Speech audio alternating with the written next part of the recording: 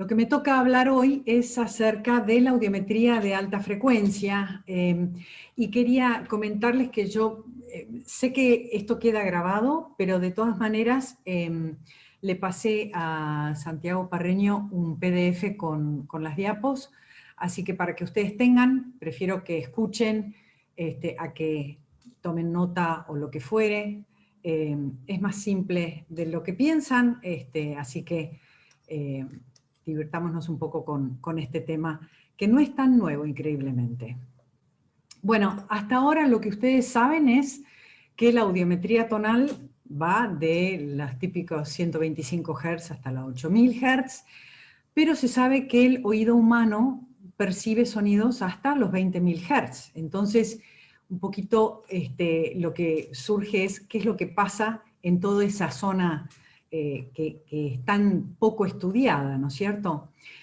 Y si bien tenemos casos en donde hay una audiometría tonal convencional con resultados buenos o dentro de la normalidad, eso no nos indica qué es lo que está pasando con la cóclea, con el resto del sistema nervioso auditivo central.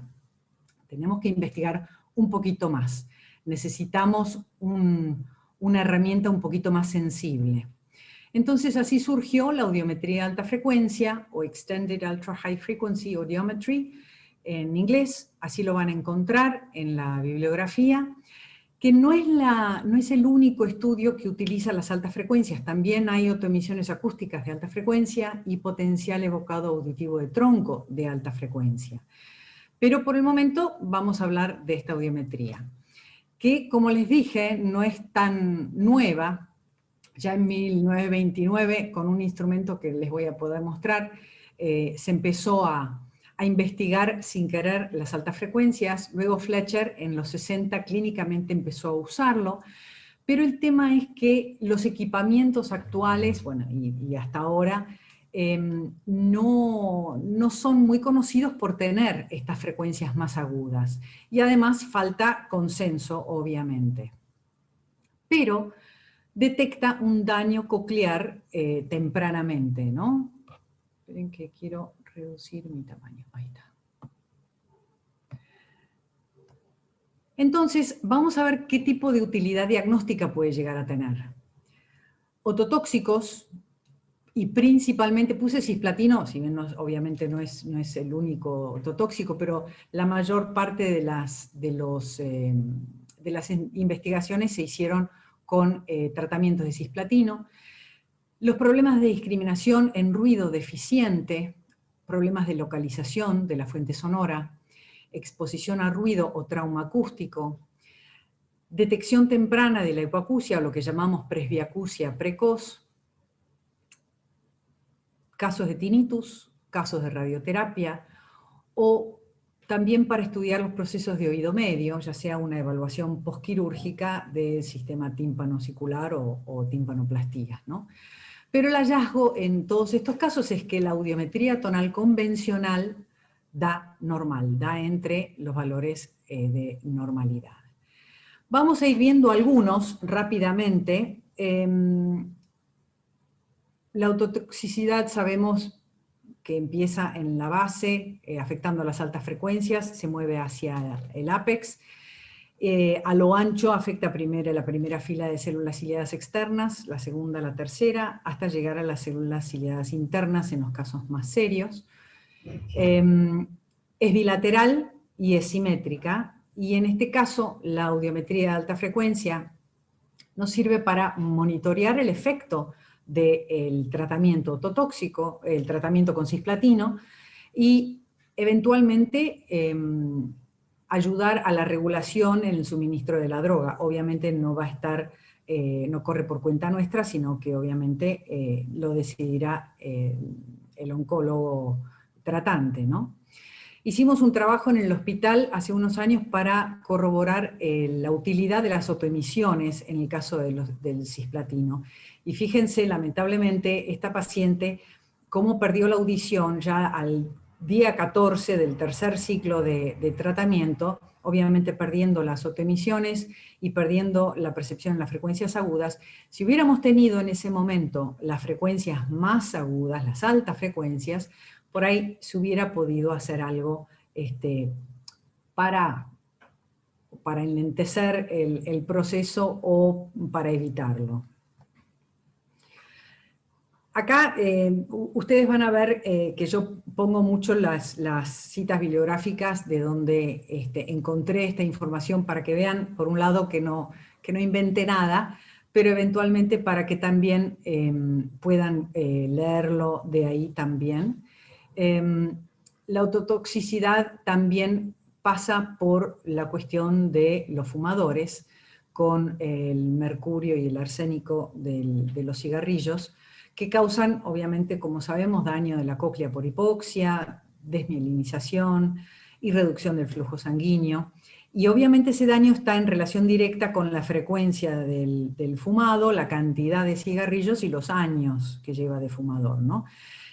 La audiometría de altas frecuencias obviamente va a tener umbrales descendidos, y en este caso se estudió las autoemisiones acústicas de alta frecuencia, también vieron que había una reducción en la amplitud de estos casos, ¿no?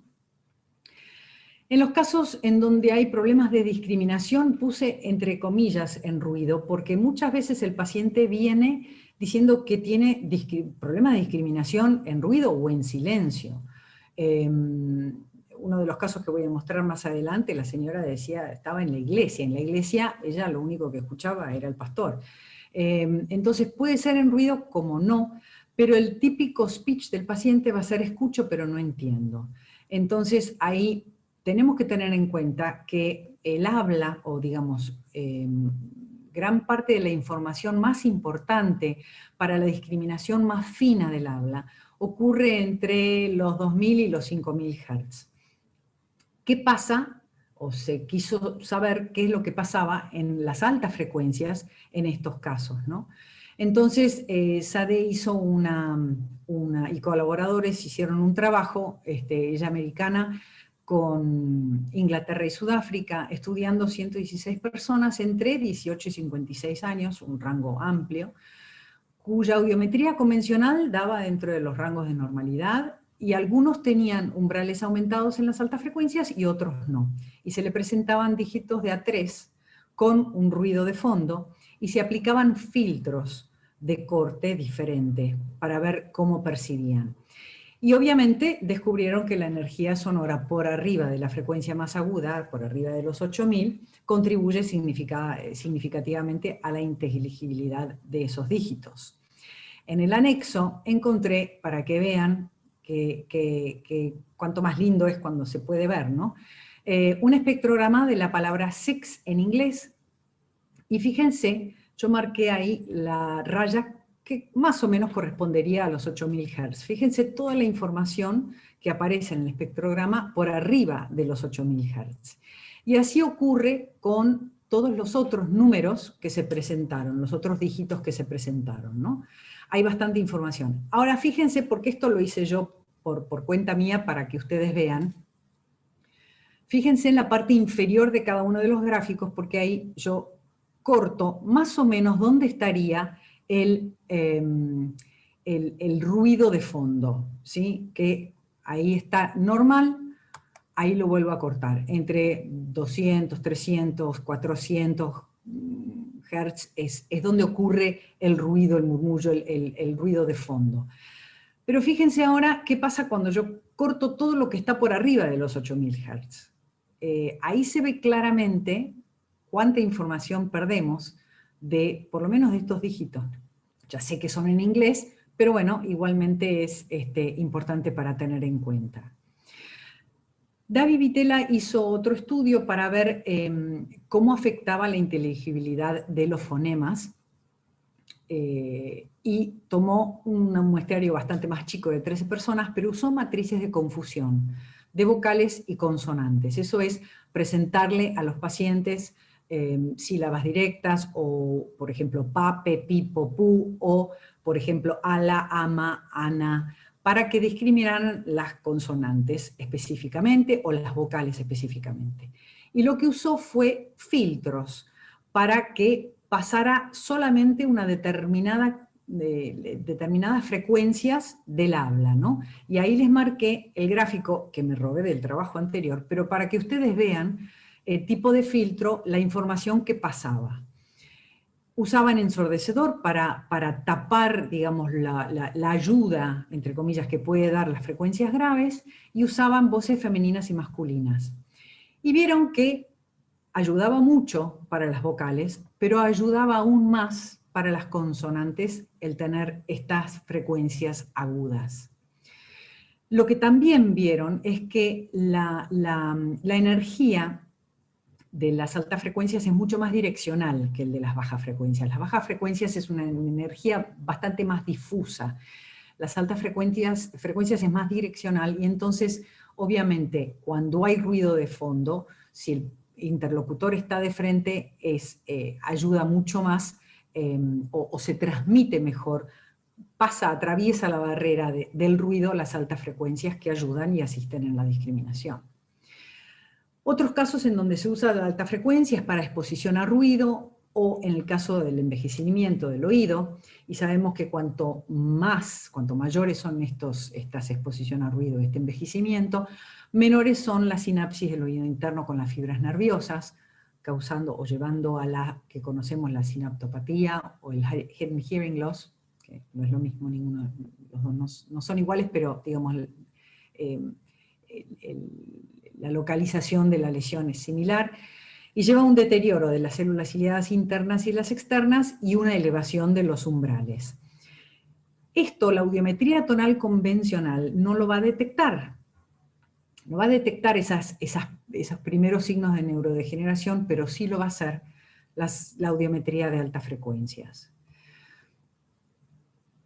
En particular, y desglosando cada uno, en la exposición a ruido o el trauma acústico, sabemos que la audiometría de alta frecuencia asiste mucho en la detección temprana y en la prevención de lo que llamamos la hipoacusia inducida por ruido, que es una patología ya, una vez que se instala, ya es permanente, es irreversible y lamentablemente es acumulativo, o sea que si ustedes se pasaron 5 años de jóvenes en boliches trabajando de barman, tal vez el efecto lo siguen viendo a medida que van creciendo. Es la hipoacusia adquirida más común después de la presbiacusia, y es la discapacidad prevenible más común, y creo que eso es lo más importante, y lo que nos ataca más a nosotros los fonoaudiólogos, porque justamente es prevenible. Entonces, Kumar Purnima hizo un estudio evaluando el efecto de los dispositivos de audio en jóvenes de 15 a 30 años, tomó 100 casos, 30 de los cuales no tenía experiencia de uso de estos dispositivos y 70 sí, y evaluó a través de una audiometría de alta frecuencia. Vio que el uso del dispositivo de audio llevaba a una reducción, digamos, en los umbrales, bajaban los umbrales entre 2000 y 20.000 Hz, y obviamente estaba en relación directa con el volumen y con la frecuencia de uso del dispositivo, ¿no es cierto? Entonces ahí vamos a agregar también que no solamente nos sirve para la detección temprana, porque va a detectar la hipoacusia que ocurre primero en las altas frecuencias, antes de jorobar a las frecuencias convencionales, frecuencias altas convencionales que nosotros conocemos, va a asistir a la prevención, porque obviamente si alguien sabe que está empezando a perder las altas frecuencias, entonces va a tener más cuidado, o va a poder corregir esos hábitos, esos malos hábitos que llevan al deterioro. Y en cuanto al envejecimiento, acá cito un trabajo que se hizo con adultos mayores, ya de 60 a 79 años, 162 casos, con o sin pérdida auditiva en la audiometría tonal convencional, y se les hizo una audiometría de alta frecuencia. Y lo importante es que vieron que los valores del test-retest, o sea, la posibilidad de corroborar el resultado, era bueno, eran bastante fiables los resultados, porque variaban en más o menos 10 decibeles, que es bueno. No había una diferencia en género, entre género, de aquellos pacientes que tenían el PTA similar. El PTA es el Pure Tone Average, que es el promedio de los tonos, 500.000 y 2.000. Cuando esos tonos están más o menos a un determinado nivel, entonces no hay gran variabilidad entre género. Pero vieron, cuanta más edad, a medida que aumentaba la frecuencia de prueba, había menos número de respuestas, o sea que los adultos mayores tal vez no contestaban al 20.000, al 18.000. Incluso habían jóvenes de 11 a 30 años que no respondían a la frecuencia de 18 y 20.000 Hz. Y una audiometría convencional sin pérdida generalmente tenía las altas frecuencias mejor conservadas que una audiometría convencional que tenía pérdida. Se veía también una pérdida en las altas frecuencias. O sea que no daba pie como para que hubiera, por ejemplo, una pérdida en palangana. Acá, fíjense, si bien está invertido el gráfico como estamos acostumbrados a verlo nosotros, los pacientes que tienen un promedio de ese 500.000 y 2.000 normal, aún así tienen una caída en las altas frecuencias. Entonces, ese paciente que viene con una audiometría normal y sigue diciendo que tiene problemas de discriminación, puede ser que se trate de una presbiacusia precoz, o tal vez no tan precoz. Entonces vamos a poder detectarla tempranamente. Precoz en el sentido también de que no ha afectado las frecuencias convencionales que solemos evaluar clínicamente. La aplicación en el caso de otitis, Hunter y colaboradores en Estados Unidos hicieron un estudio evaluando a niños con historial de otitis medias en dos grupos de 3 a 6 y de 7 a 11. Lo que vieron con ese estudio fue que las respuestas son fiables, el test retest, como habíamos visto en el adulto mayor. O sea que venimos bien en ese sentido, podemos confiar en las respuestas de la audiometría de alta frecuencia. Que en los chicos sin historia de otitis media, incluso tenían mejores umbrales que en los adultos jóvenes con historia de otitis media. O sea que la otitis media influye en lo que puede llegar a ser las altas frecuencias. Y los chicos con historia de otitis media tenían peores umbrales en relación directa, o según el número de episodios que tenían, cirugías, tratamientos que hayan hecho, etc. También nos sirve para los casos de tinnitus o acúfenos. Sabemos que hay una relación directa que van mano en mano con la hipoacusia. Generalmente, no generalmente, pero digamos en muchos casos, corresponde una hipoacusia en las frecuencias que equipara el sonido del tinnitus. Así, como mencionaba en la charla anterior, que el tinnitus se equipara con una de las frecuencias y bueno, en muchos casos corresponde a aquellas frecuencias que tienen los umbrales descendidos. Y también hay una correspondencia con la lateralidad. En el caso de una hipoacusia unilateral, por ejemplo, el tinnitus puede llegar a, generalmente corresponde al lado que tiene la hipoacusia. En ese caso también las altas frecuencias son importantes para evaluar porque puede llegar a equiparar su tinnitus incluso con una alta frecuencia. Porque si una paciente viene y con una orden de audiometría tonal, yo le evalúo hasta la 8000. Cuando quiero equiparar su tinnitus, equiparo hasta la 8000. Esa es la frecuencia más aguda tal vez que disponga, salvo que empiece a investigar en las altas frecuencias y puede ser que ahí le doy más opción y puede llegar a encontrarlo entre las frecuencias más altas, la equiparación del tono de la frecuencia. Fíjense este caso, Colucci presentó un caso en el Hearing Journal que era un caso de un joven de 23 años que tuvo una hipoacusia súbita acompañado por un acúfeno y fíjense que aparece el escotoma en las altas frecuencias y el acúfeno del lado derecho también lo equipara a 9000 Hz.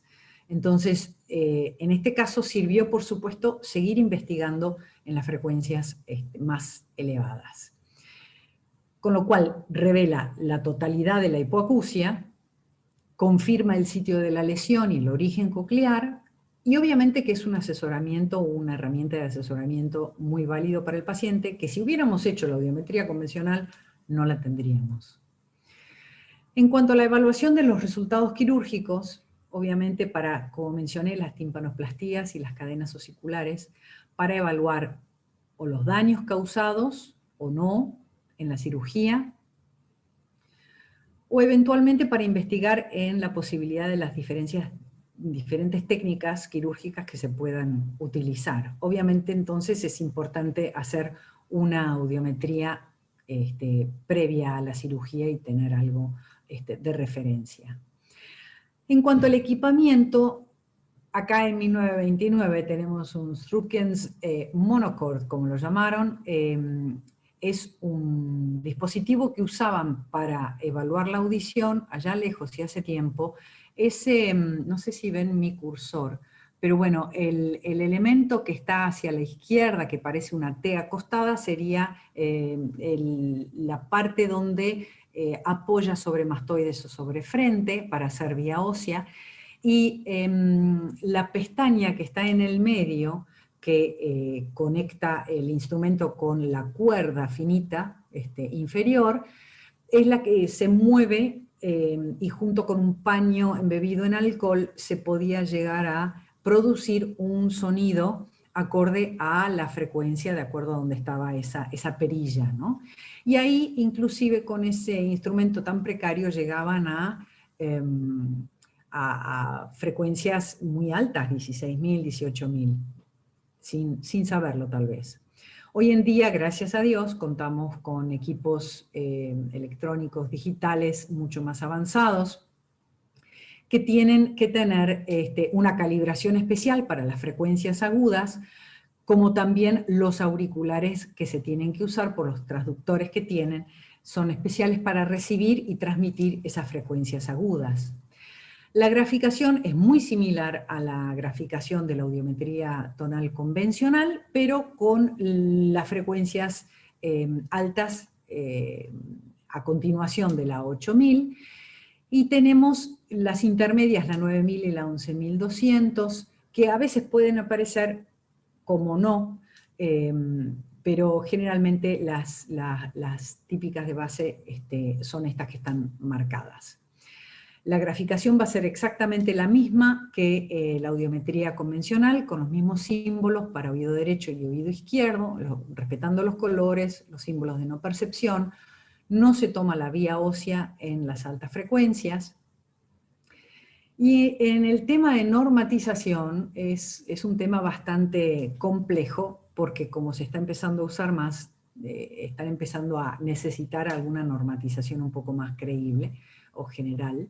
Esta de Rodríguez Valiente del 2014 hizo un estudio con 645 individuos, una muestra muy amplia, de todas las edades, de 5 a 90 años. Nuevamente se darán cuenta que está invertido el gráfico, y para facilitarles la historia se los di vuelta. Lo dividió en 7 grupos de edad diferente, como ven en las referencias. Yo no grafiqué por arriba de los 60, pero para que vean que incluso, bueno, hay mucha variedad en los distintos grupos de acuerdo a la edad. A pesar de eso, en el artículo en donde presenta esta normatización, fíjense que se compara con 8 o 9 trabajos diferentes que han hecho, intentado hacer también normatizaciones con los distintos grupos de edad y los distintos resultados. Y bueno, dan un poquito diferentes a lo que estamos viendo o lo que usamos nosotros. Actualmente nosotros en el Hospital Británico usamos esta normatización de Devas y colaboradores del 2001, Es un poco diferente a la que manejaba Rodríguez Valiente, pero bueno, estamos intentando hacer nuestra propia normatización. Creo que cae más parecido a lo de este trabajo del doctor Devas. Lo que se ve en las normatizaciones es que hay variabilidad entre los sujetos de distintas edades, obviamente como vieron en el gráfico anterior, pero incluso de sujetos de la misma edad. Hay bastante variabilidad y creo que por eso es que está costando tanto normatizar y consensuar esta metodología. La repetibilidad, como menciono acá, es confiable, como les mencioné, más o menos 10 decibeles.